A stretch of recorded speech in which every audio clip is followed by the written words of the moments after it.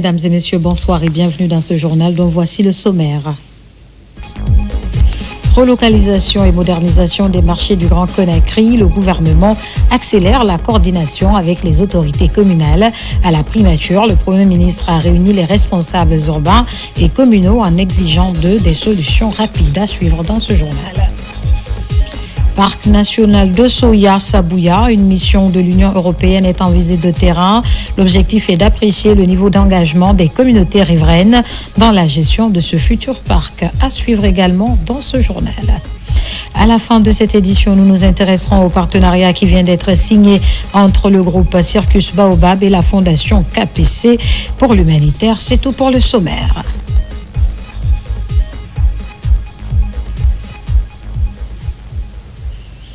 Encore une fois, bonsoir et bienvenue à tous. Dans ce journal, comme annoncé dans les titres, le gouvernement accélère la coordination avec les autorités communales pour la relocalisation et la modernisation des marchés du Grand Conakry. Au Palais de la Colombe, le Premier ministre a réuni les responsables urbains et communaux afin d'exiger des solutions urgentes pour les personnes affectées par les opérations de déguerpissement. Les détails dans ce reportage de Ousmane Bangora. Suivez.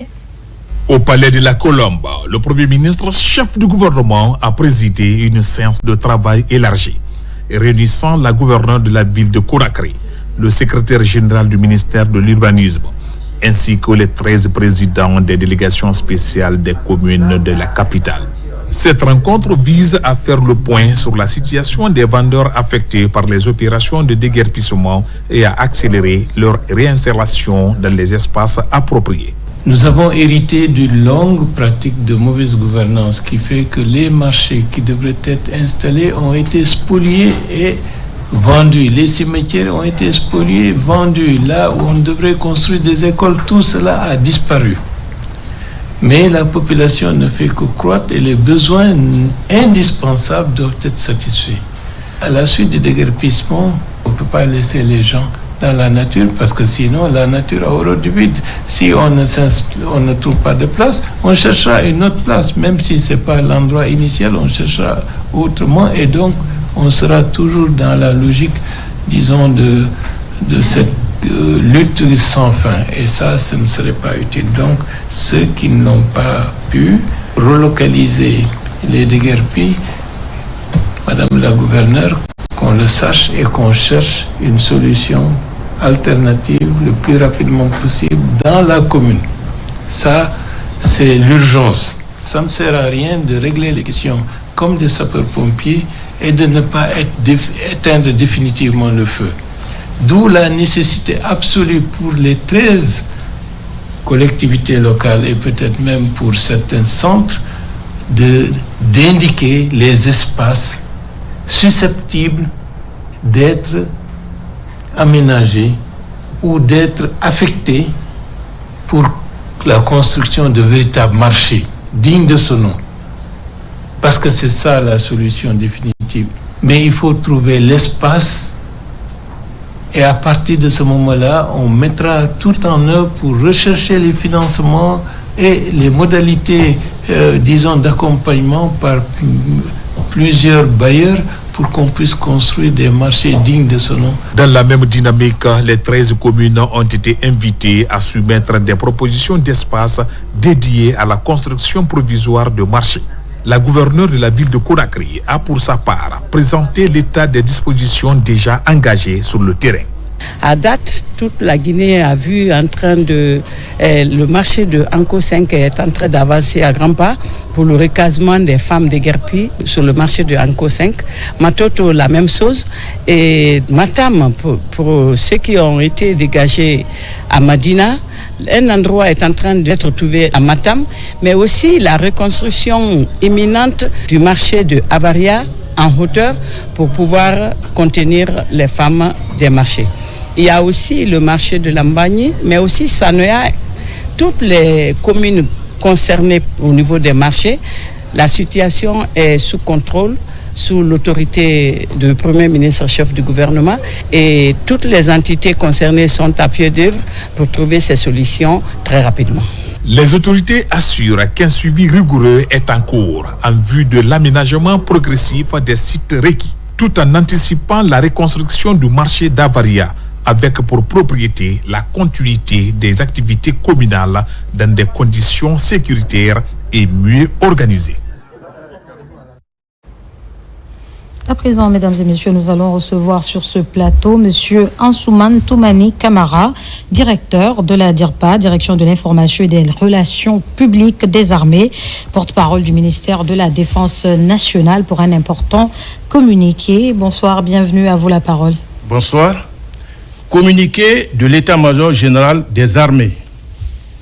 L'état-major général des armées informe l'opinion nationale et internationale que le dimanche 22 février 2026, quelques dizaines de militaires sierra-léonais armés ont pénétré sans autorisation sur le territoire guinéen dans le district de Koudaya, sous-préfecture de Sandélia, préfecture de Farana.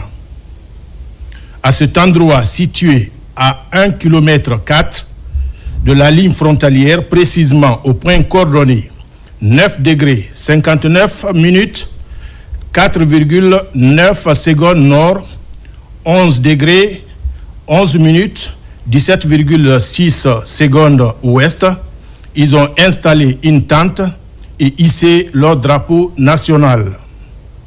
Alertés, les forces armées guinéennes se sont immédiatement déployées sur les lieux. Sur place, elles ont constaté la présence d'éléments militaires sierra-léonais et ont réussi à interpeller 16 d'entre eux, tout en saisissant leurs matériels et équipements. Les militaires interpellés et leurs objets saisis ont été mis à la disposition de la police judiciaire pour des fins d'enquête.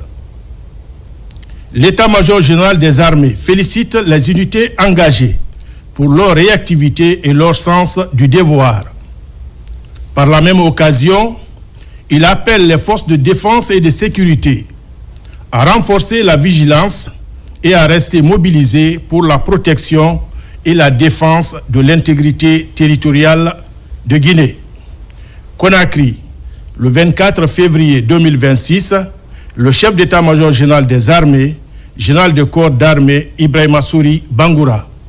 Je vous remercie. Merci donc à vous, Monsieur Ansoumane Toumani Camara, directeur de la DIRPA, Direction de l'information et des relations publiques des armées, porte-parole du ministère de la Défense nationale, qui était donc sur ce plateau pour la lecture d'un important communiqué. Nous poursuivons ce journal à Boké, clôture des débats sur les audiences criminelles. Après des réquisitions et plaidoiries, suivi des confrontations des pièces, des vérités et contre-vérités des accusés à l'audience, le tribunal a rendu sa décision, des sentences marquées par des acquittements et des peines de prison allant de 30 ans à la réclusion criminelle à perpétuité contre ceux reconnus coupables des cas de crimes graves. Depuis Boké, Younoussa Tawel Kamara et Kerno Younoussaba. Fin des débats dans la première session criminelle de l'année 2026 au tribunal de première instance de Boké. Il a fallu 3 semaines d'interrogatoire des accusés, d'audition des parties civiles, des débats contradictoires entre les avocats de la défense et le ministère public pour que le juge audiencier prenne sa décision. Outre des acquittements, le tribunal a prononcé de lourdes peines à ceux qui sont reconnus coupables. Déclare Amara Touré coupable des faits d'assassinat qui lui sont reprochés.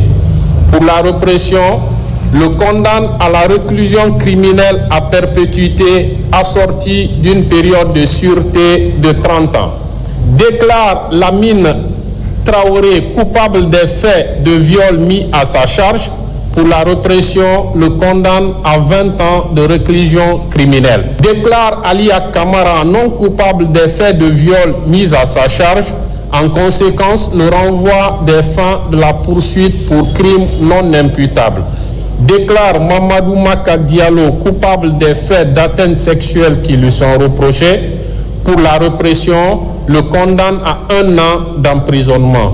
Déclare Abdul Karim Silla non coupable des faits d'association de malfaiteurs à lui reprochés.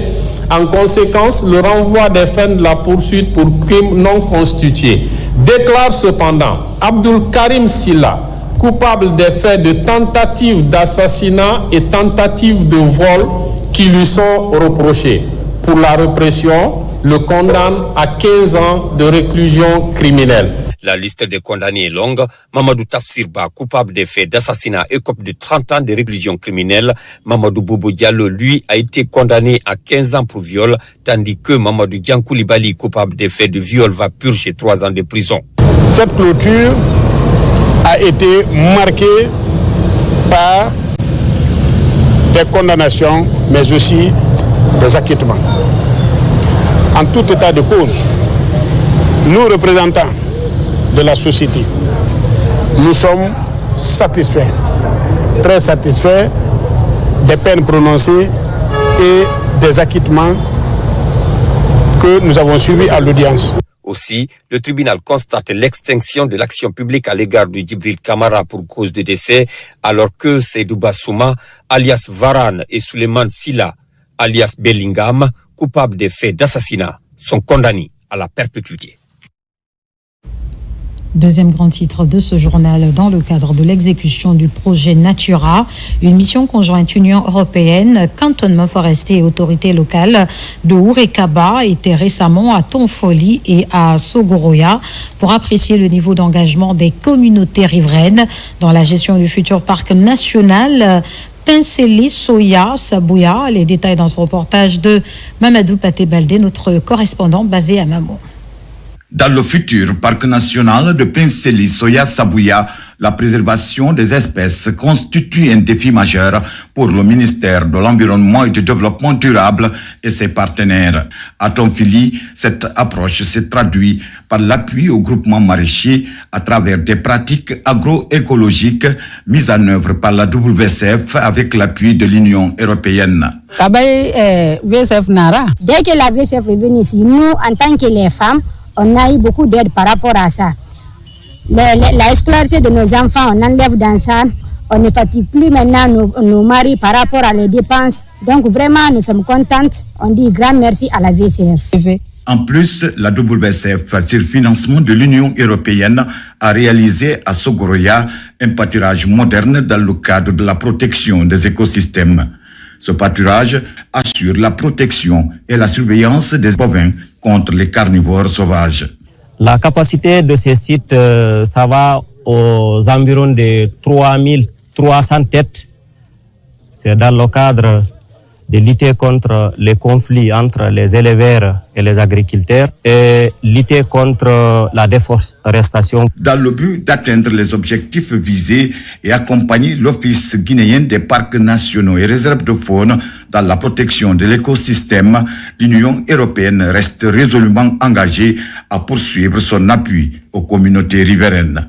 Quand le parc national Pinseli Soya Sabouya deviendra un parc national, en fait, en même temps que le parc soit protégé, les populations locales, ils vont vraiment faire du bien pour leur famille à travers le miel, à travers l'élevage, à travers l'agriculture. Dans notre partenariat UE-Guinée, dont nous avons soutenu les populations ici. Ce paquet d'activités déjà réalisées à Tonfili et à Sogoroya rassure le gouvernement guinéen que la gestion durable des ressources naturelles à travers la création du parc national Pinseli Soya Sabouya s'inscrit pleinement parmi les 5 piliers du programme Simandou 2040.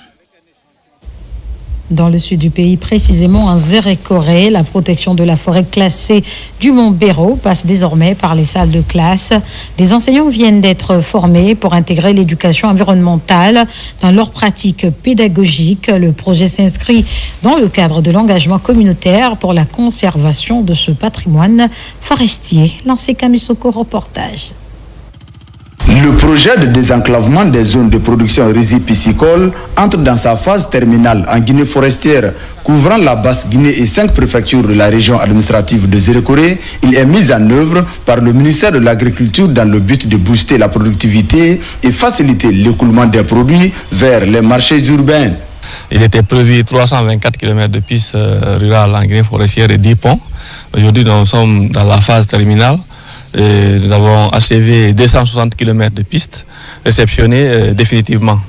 Et sur le tronçon, c'est un tronçon de 20 km 800 qui quitte Yono à Beta avec plus de 30-35 ouvrages à réaliser des dallos et un pont de 12 mètres linéaires. Aujourd'hui, le pont est terminé. Ils sont en train de faire le remblai contigu du pont. En réceptionnant provisoirement les tronçons déjà achevés, cette mission du ministère de l'Agriculture et de ses partenaires de l'Agence française de développement AFD a également fait des recommandations conformément au cahier des charges. Le constat, c'est que sur les pistes réceptionnées provisoirement, les travaux ont été exécutés selon le cahier de charges, en tout cas établi au démarrage de ces travaux, même si la maîtrise d'ouvrage, disons déléguée, a eu quelques réserves et que l'entreprise va prendre en compte ces réserves et d'ici la date d'achèvement technique des travaux.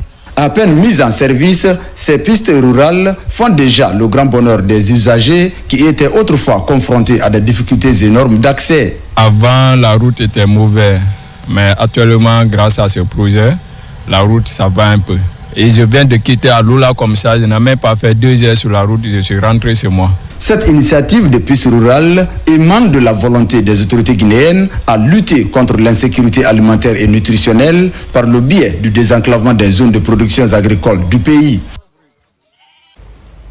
Nous poursuivons ce journal. Le général de brigade Amara Silla vient d'achever une mission de prise de contact au bataillon autonome de Farana et les compagnies d'infanterie de Dingirai, Dabola et Marela.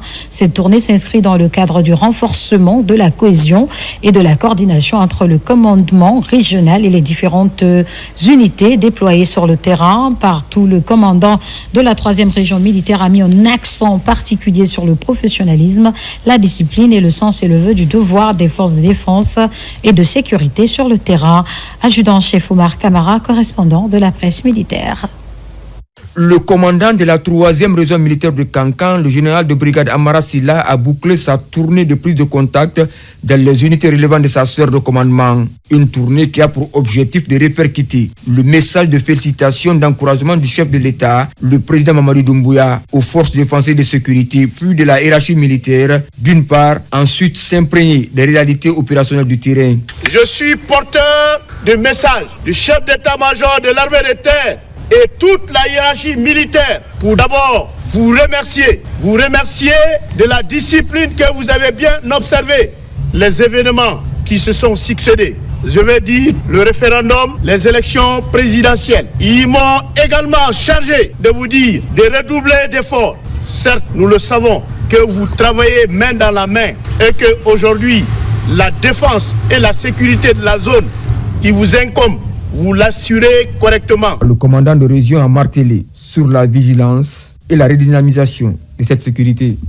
Une initiative saluée par le commandant des unités traversées. Le général de brigade Amara Silla a mis l'occasion à profit pour rendre visite aux notables en vue du renforcement des relations civilo-militaires. Ces sages réaffirment leur engagement à accompagner les forces de défense et de sécurité dans l'atteinte de leur mission régalienne. Si nous sommes en sécurité, c'est grâce à vous. Nous sommes contents de votre arrivée ici. De la compagnie d'infanterie de Dingirai à celle de Daboula en passant par Marela et le bateau autonome de Farana, le général de brigade Amara Silla a invité les hommes en uniforme à plus d'engagement au renforcement de la sécurité intérieure de l'une de nos frontières. Dans l'actualité encore, renforcement du capital humain, l'École nationale d'administration ENA de Guinée pourrait ouvrir ses portes en juin prochain. Le ministre de la modernisation de l'administration et de la fonction publique tient au respect de ce délai. Faya François Bourouno était ce mardi à Kenende dans Dubreka pour s'enquérir de l'évolution de ce chantier structurant, une présence qui a permis de rassurer les entreprises contractantes autour de quelques contraintes techniques et financières. Le siège de la future ENA peut être livré à temps. C'est du moins ce que nous rapportent Moussa Namina Keïta et Mamadi Terna Kamisoko. Symbole de la souveraineté administrative, le projet d'école nationale d'administration ENA de Guinée approche de sa phase d'achèvement. Les travaux exécutés à hauteur de 60 à 70% selon les différents lots ont connu un léger ralentissement ces dernières semaines. Pour accélérer le processus et lever les contraintes techniques constatées sur le terrain, le ministre de la modernisation de l'administration et de la fonction publique s'est rendu sur le site. Faya François Bourouno, en homme pressé, identifie les zones de blocage, impulse une nouvelle dynamique en vue de l'ouverture officielle de cette école d'excellence appelée à former les futurs cadres de l'État. J'avais remarqué comparativement au rythme du début, une certaine variation à la baisse qui a été expliquée par l'écart aujourd'hui constaté entre le taux très avancé d'exécution physique par rapport au taux d'exécution financière qui est autour de 40%. Donc cet écart un peu pèse sur les entreprises qui sont chargées d'exécuter les travaux. Et donc ça nous permet aujourd'hui de tirer les leçons et voir comment se réorganiser pour accélérer le paiement des décomptes en cours, parce que nous comptons dans la planification ouvrir les portes de l'école pour la première promotion de l'ENA autour du mois de juin. Monsieur le ministre est venu ce matin pour nous galvaniser et pour nous encourager pour qu'on puisse continuer. Et je sais qu'on ne va pas arrêter les travaux. Nous sommes à 60-70% du taux de réalisation physique et un taux de décaissement de 40%. Cela veut dire combien de fois nous nous battons, et c'est parce qu'on a confiance à l'État, on a confiance à Monsieur le ministre. Implantée sur un site de 6 hectares à Kenendé dans la préfecture de Dubreka, la future ENA comprendra plusieurs infrastructures modernes, des salles de cours équipées, un grand amphithéâtre et un bloc administratif. Le complexe intégrera également une infirmerie, un restaurant, des espaces de détente et des terrains de sport. Les professeurs qui sont chargés de donner des cours sont quasiment identifiés. Certains qui seront des professeurs affiliés à l'école, donc qui seront comme des fonctionnaires de l'école, mais une grande partie des enseignants et professeurs qui donneront des cours ici ne seront pas fonctionnaires. Ça va être sur la base de la contractualisation. C'est pour vous dire que je suis très satisfait de ce niveau d'avancement. Structuré en 5 lots, ce chantier d'envergure inclut également la construction d'une route d'accès de 2 km. À travers cette initiative, les autorités guinéennes affichent leur volonté de renforcer un capital humain national capable de répondre efficacement aux défis du développement. Gouvernance éducative, la Guinée poursuit son programme de digitalisation dans le secteur. Ce matin, le processus d'immatriculation systématique des élèves a été officiellement lancé par le ministre Alpha Bakar Barry. À l'image du secondaire, le primaire se dote aussi d'un identifiant unique. Pour les élèves, la plateforme d'immatriculation vise à garantir le parcours scolaire de chaque élève afin d'archiver ces données. Abdul Aziz Baldé.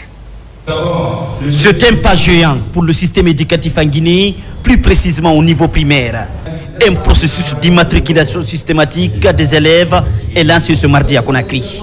Devant les chargeurs des examens et les gestionnaires des bases de données, la nouvelle plateforme est présentée par le directeur général des examens et son utilité largement expliquée.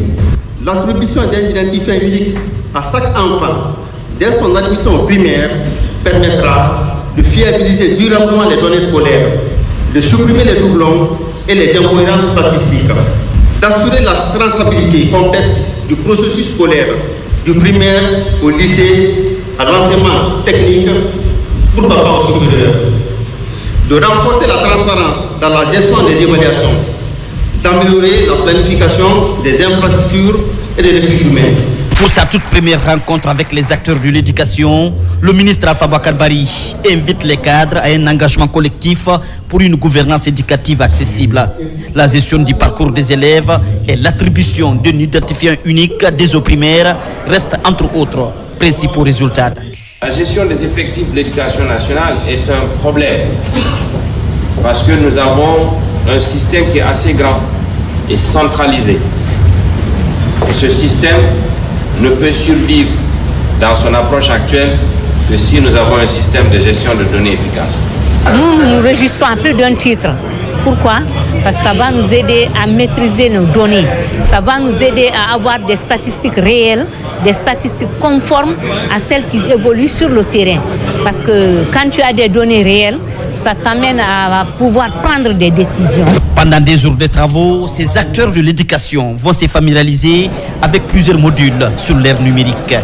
Au-delà de son aspect technique, cette réforme constitue une avancée significative pour le repositionnement de l'éducation nationale. Et pour encourager l'éducation nationale et l'apprentissage professionnel, plusieurs initiatives voient jour à travers le pays. À Conakry, une vingtaine d'étudiants sont ciblés pour le prix de l'assiduité. Des ordinateurs sont offerts pour favoriser l'usage de cet outil en milieu estudiantin. Aboubakar Diaby, Mohamed Saleh Bangora. À Conakry, le prix de l'assiduité continue d'être décerné aux meilleurs étudiants rompus à la tâche.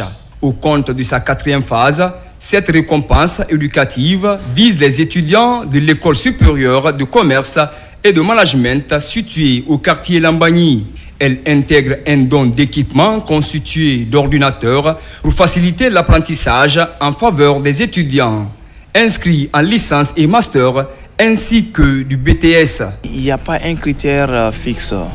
Tous ceux qui sont dans les programmes de licence, BT, BTS, systématiquement ont accès à un ordinateur. Nous les avons discernés sur le prix de l'assiduité, mais au-delà de ce satisfait-ci, ça représente aussi de 25% de remise sur les frais de scolarité pour la 2e année, en récompense à l'assiduité dont ils ont fait preuve durant l'année antérieure. Ce coup de pouce apporte une lueur d'espoir à une vingtaine de bénéficiaires. Il va à coup sûr favoriser l'acquisition des connaissances basiques en informatique et recherche, tout en portant la notion des formations en ligne pour qualifier davantage le système éducatif guinéen. Je suis vraiment super heureuse de recevoir ces kits pour travailler à la maison et à l'école en même temps. Je peux faire mes devoirs et faire des recherches que je ne peux pas faire si je ne suis pas à l'école. Et là, je suis vraiment super contente de recevoir tout ça. Et aujourd'hui, c'est vraiment une réalité. Les tablettes pour ceux qui suivent la formation en ligne, c'est-à-dire les cours à distance. Et nous qui sommes non seulement dans le département informatique, mais aussi pour les autres départements, nous avons reçu nos kits informatiques. Avec cette action caritative, c'est une promesse qui se réalise pour faciliter l'acquisition des outils pédagogiques et professionnels. Elle est réalisée par la direction de ESUP Guinée Sherbrooke Academy, à l'effet de lier la théorie à la pratique. Dans un autre registre, des tonnes de vivres, de non-vivres et une importante somme d'argent pour les étudiants sinistrés de l'ISAF de Farana. C'est une assistance sociale de la 39e promotion de l'Institut. Elle exprime ainsi sa solidarité aux victimes suite à l'incendie qui a tout ravagé sur son passage. Des précisions avec Ibrahima Oulé Fofana, notre correspondant régional basé sur place. Une importante quantité de denrées alimentaires, des vêtements et une forte somme d'argent. Il s'agit d'un don destiné aux étudiants sinistrés du récent incendie qui a réduit en cendres le contenu du dortoir des étudiants. Un geste samaritain de la 39e promotion de cet institut. Nous, de la première promotion du tronc commun, nous avons jugé nécessaire de venir donner un coup de main symbolique dans l'élan de solidarité pour dire à nos frères qu'ils ont perdu du matériel. Dieu merci, c'est du matériel qui est par eux, ils sont là. Ils pourront avoir mieux que ça, tout en leur disant que tout ce que Dieu fait est bien. Depuis que nous avons enregistré cet incendie, il y a eu plusieurs soutiens, il y a eu des donateurs qui sont venus aussi nous assister, mais cette fois-ci, la venue de mes anciens étudiants vraiment a été une très bonne chose et j'avoue que nous sommes très contents. Lorsque les produits que vous formez viennent vous soutenir à des moments difficiles, vous êtes très satisfaits et ça vous donne le courage encore de faire plus pour les enfants d'autrui. Ce geste magnanime de la 39e promotion de l'ISAF de Farana est très significatif pour les étudiants sinistrés. Nous sommes venus pour qu'on puisse partager cette douleur ensemble. Nous ont montré que nous sommes leurs frères et Dieu qui a voulu. Ils sont venus c'est pour nous secourir, faire des dons, pour oublier tout ce qui est arrivé, confier ça à Dieu. Au nom de M. le gouverneur, au nom de toutes les autorités, nous leur disons grand merci. Leurs dons fait suite à ce que l'État, à travers le ministère de l'Enseignement supérieur et de la Recherche scientifique, venait de poser comme acte. Mais aussi les dispositions idoines prises pour la rénovation, la réfection des dortoirs, sans oublier les mesures provisoires d'hébergement des étudiants sinistrés. Cette remise de dons a été précédée de ce cadre religieux, un sacrifice, des prières et bénédictions en faveur du pays. Et disons qu'à l'issue de l'incendie survenu au district de Kodjoron, dans la préfecture de Mandiana, l'Agence nationale de gestion des urgences et catastrophes humanitaires, Anguche, a vite réagi au nom du gouvernement en venant en aide aux sinistrés. Des vivres et non-vivres sont mis à la disposition des victimes pour réparer des dégâts. C'est un reportage de Diamon Kaba. L'Agence nationale de gestion des urgences et catastrophes humanitaires, mobilisée dans le district de Kodjourou, sous-préfecture de Mamourou dans Mandiana, pour redonner le sourire aux victimes d'incendies. Sur cette place publique, la grande distribution de vivres et autres articles de première nécessité traduit la vision du chef de l'État. Le coup de pouce vient remonter le moral des victimes. À la suite de ces évaluations, nous sommes là ce matin pour apporter une assistance en vivres et non-vivres à la communauté de Kodjourou, sous-préfecture de Mamouroudou. Et nous avons apporté 550 tôles de feuilles, 110 sacs de riz de 50 kilos et 55 bidons d'huile de 10 litres pour alléger la souffrance de la communauté de Kodjourou. Aujourd'hui, nous nous sommes mobilisés avec toutes les autorités préfectorales, sous-préfectorales et communales pour venir apporter au nom de notre cher président, M. Mamadi Doumbouya, président de la République, chef de l'État, pour son assistance à l'endroit des sinistrés de cet incendie. Cet appui humanitaire fait partie des nombreuses mesures prises pour répondre aux besoins des sinistrés. Par cette réponse d'urgence, ces familles en détresse peuvent envisager l'avenir avec un peu plus de sérénité et de confiance.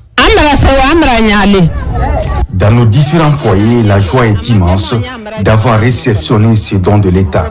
Cette réponse d'urgence va beaucoup nous aider. La présence de l'État à nos côtés nous démontre une fois encore l'importance de l'anguiche. Hier, on avait tout perdu, mais aujourd'hui, le drame est devenu un souvenir grâce à l'appui de l'État. Bien que marqués par l'épreuve, les bénéficiaires de cette solidarité nationale redécouvrent peu à peu la joie de se retrouver ensemble, soutenus par l'anguiche qui se mobilise pour les aider à surmonter cette période difficile. Dans le volet humanitaire, toujours à la Cité de Solidarité, la société AGB2A GIC vient de faire un don de vivres aux locataires. Il est essentiellement composé de riz et de sucre. L'objectif est d'accompagner cette couche en ce mois saint de Ramadan et de Carême. La donation a été accueillie avec gratitude par les bénéficiaires. Bakary Bamba-Kondé, reportage. En cette période de Ramadan, la société AGB2A GIC a fait don de vivres aux pensionnaires de la Cité de Solidarité. Un geste de générosité qui vise à soutenir les personnes vulnérables à travers des ressources alimentaires nécessaires pour les repas durant ce mois sacré. C'est une activité que nous tenons chaque fois en tant que société minière guinéenne, en tant que Guinéens, pour solliciter, pour accompagner nos frères durant cette période de mois de Ramadan. Nous voulons marquer, d'accord, nos actions pour permettre aux autres de nous imiter et vouloir faire aussi comme nous. L'ensemble des vivres comprend du riz et du sucre principalement. Ils vont aider les bénéficiaires à vivre le Ramadan dans de meilleures conditions. Les responsables de la cité ont exprimé leur gratitude, soulignant combien ce soutien était important durant cette période. Vraiment, c'est pas la première fois. Nous, la famille de la Cité de Solidarité, on réserve les grandes sociétés ici. On a déjà, depuis plusieurs années, on compte comme ça.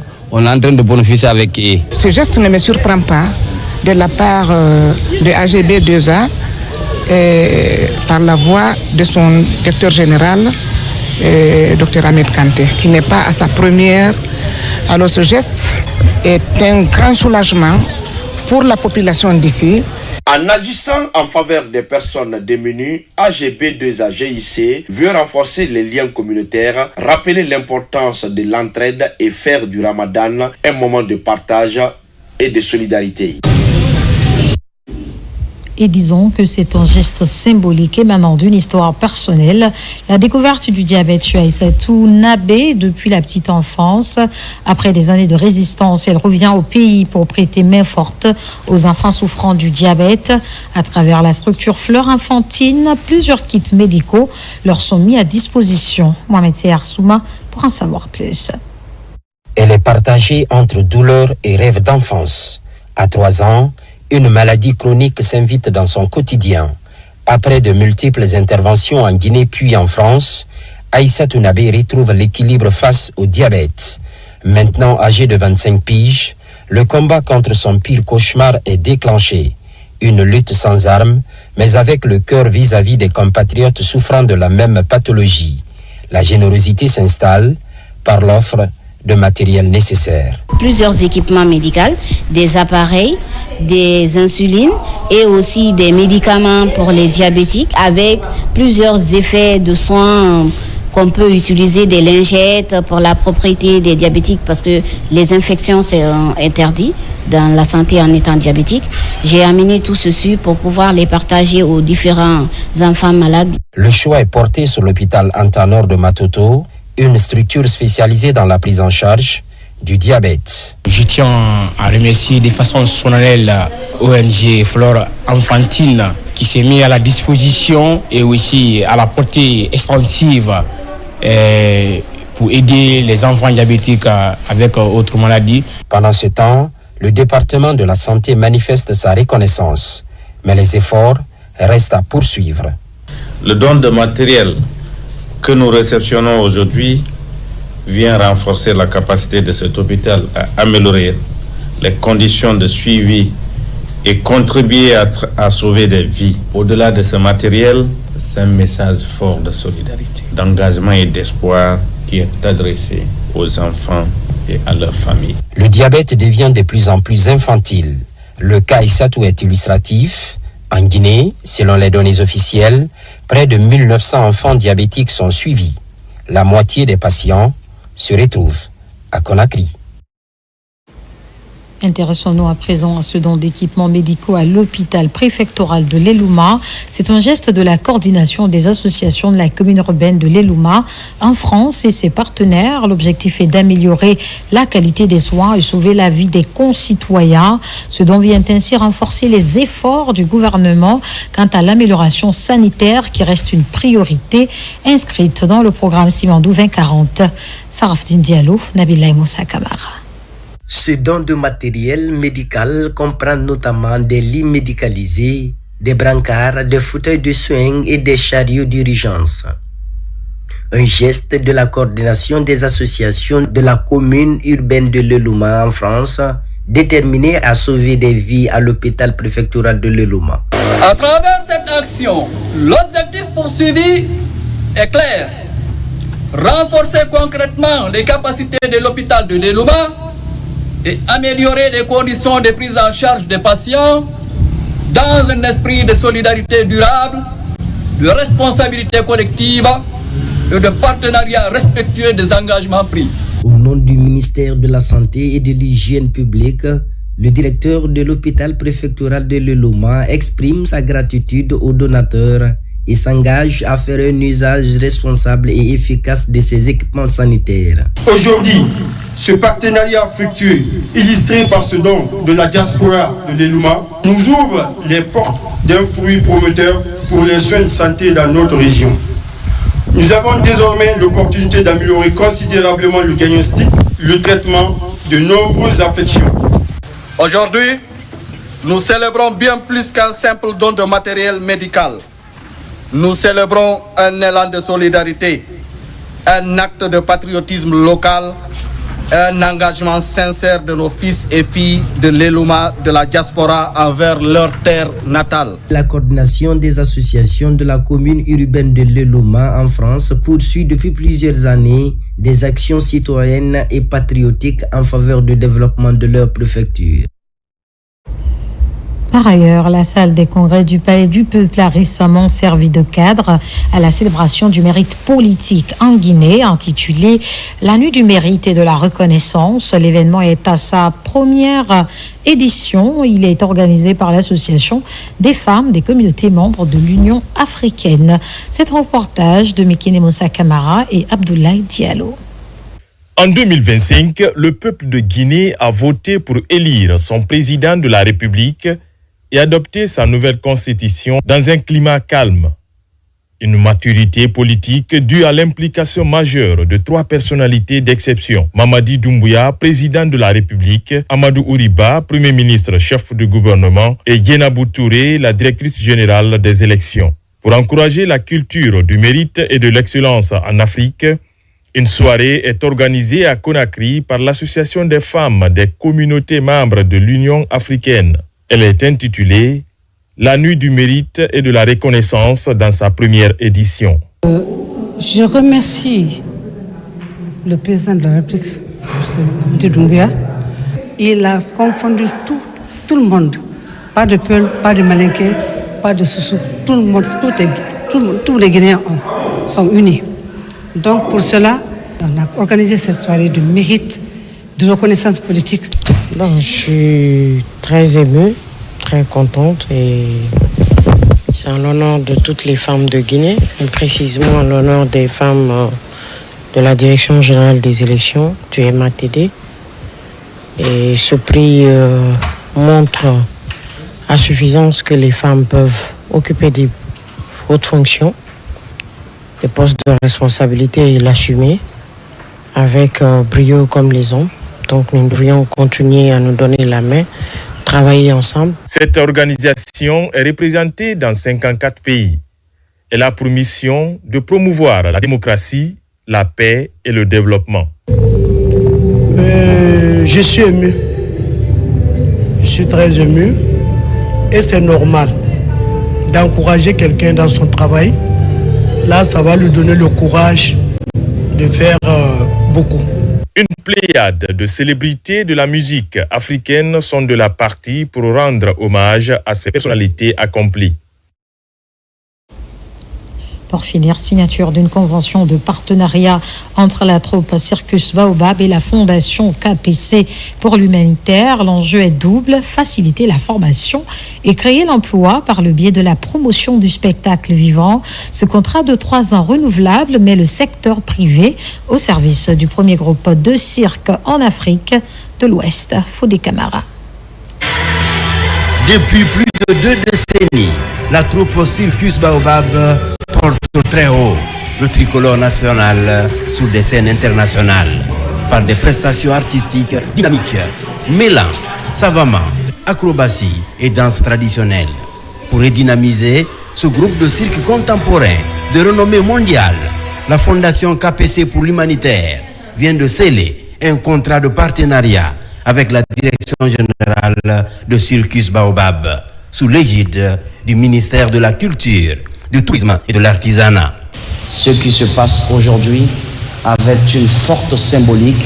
C'est quelque chose qui doit inspirer, qui doit être multiplié afin que le secteur de la culture ne soit pas que l'apanage en termes de financement et d'accompagnement de l'État, qu'il ne puisse pas compter que sur le budget national de développement, qu'il puisse également être promu, valorisé, sauvegardé avec l'accompagnement du secteur privé. Aujourd'hui, cette alliance stratégique va servir de tremplin pour la formation et l'insertion de ces jeunes passionnés d'art acrobatique.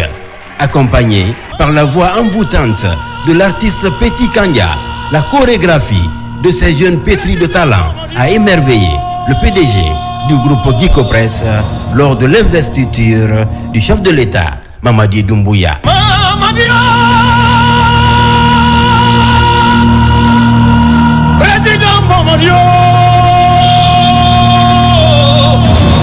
Le jour de l'investiture du président de la République, là, elle a eu les joies. D'un seul coup, j'étais là, elle m'a appelé, elle me dit, il n'a jamais vu ça. Elle me dit, vous êtes mérité de vous accompagner, parce que je n'ai pas entendu que vous n'avez pas travaillé parce que vous n'avez pas de fonctionnement. Je n'ai pas entendu que vous n'avez pas travaillé parce que vous n'avez pas payé votre local. Les jeunes n'ont pas mangé. Va t'asseoir, tu écris tous les besoins de l'association et tu viens me voir. J'ai dit non, monsieur KPC, dis-moi à quel accompagnement que tu peux nous accompagner. Il a dit non. Et moi je suis arrivé, on a travaillé avec toute l'équipe de Circus Baobab. On a envoyé les besoins qu'on a besoin. Il a validé en 100%. Soutenir Circus Baobab, c'est soutenir des talents, mais aussi des destins.